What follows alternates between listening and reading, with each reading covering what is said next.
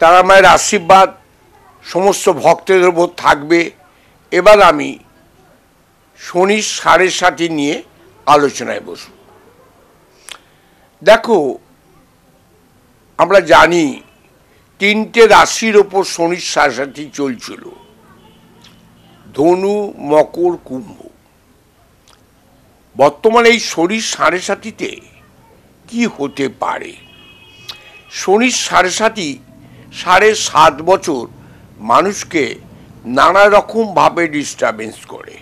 এই শনির 7.5-তে কর্মস্থল বাধা দেয়। শনির 7.5-তে কাজ কর্ম নানাবিধ আইনগত অবধি সমস্যা নিয়ে আসে। শনির 7.5-তে আমরা দেখতে পেয়েছি বাড়ির কোনো ব্যক্তিও মারা যায়। তাই এই শনির 7.5-কে নিয়ে আমরা অনেক কিছু চিন্তা করে দেখলাম যে এই শনির 7.5 থেকে বাঁচতে গেলে কি করা যায়। তো আমরা রিসার্চ করে এটাই পেলাম, দক্ষিণা কালী, পাতাল কালী, ধূমাবতী যদি একসঙ্গে হোম করা যায় 80 থেকে 85% আমরা ভালো থাকবো। শনির 7.5 কবল থেকে আমরা বাঁচতে পারবো। শনির 7.5-তে কপালে কোনো তিলক দিলে হবে না। শনির 7.5-তে আমরা নীলা বলি। 3 রকম নীলা আছে, ইন্দ্রনীল নীলা, অপরাজিতা নীলা, রক্তবর্গী নীলা, আর একটা নীলা হচ্ছে পীতাম্বরী নীলা।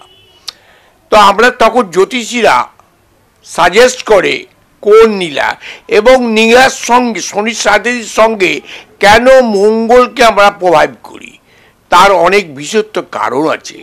এই নিয়ে যখন আমরা কালচার করছি তখন আমরা শনি সম্বন্ধে অনেক কিছু জানতে পারবো। শনি ব্যাধি আনতে পারে, ডিস্টার্বেন্স করতে পারে, অনেক রকম জাতক জাতিকাদের উপর এফেক্ট হতে পারে। এবং এই শনির 7.5-তে আমি দেখেছি ডিভোর্সেরও যোগ দেখেছি। এই কবল থেকে বাঁচতে গেলে যদি আমরা খুব ভালো তন্ত্র সাধনার মাধ্যম দিয়ে যদি কাজ করতে পারি তাহলে শনির 7.5-এর পাওয়ারটা অনেকটা কমিয়ে দেব। এক্ষেত্রে আবার আমি বলবো, তোমরা ভালো জ্যোতিষী বা ভালো তন্ত্র সাধকের কাছে শনির 7.5 কোন রাশিতে কিভাবে আছে এটা যদি জানা যায় তখন তার বিচার করা হবে এবং বিচার করে এর কি হতে পারে এবং কি হবে এবং সেটা আমরা প্রেসক্রিপশন করব, করে জানিয়ে দেবো, তোমরা সেটা করো।